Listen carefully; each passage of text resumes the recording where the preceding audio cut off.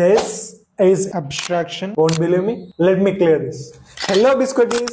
Welcome to day 2 of OOPS series.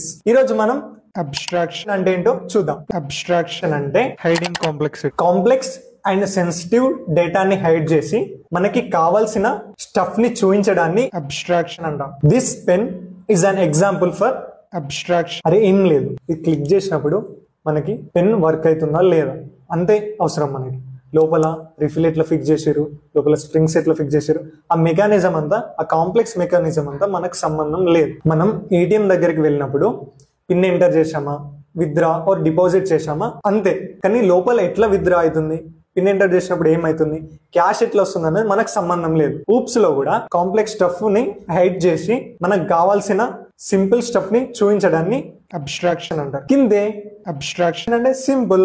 చలో PDF అని comment చేయి. కోడ్స్ డెఫినేషన్స్ ప్రాపర్ గా చేసి పెట్టిన C++, జావా, పైథాన్ అన్ని ఉన్నాయి. జస్ట్ కామెంట్ చేయంతే, డైరెక్ట్ ఏం చేస్తాం.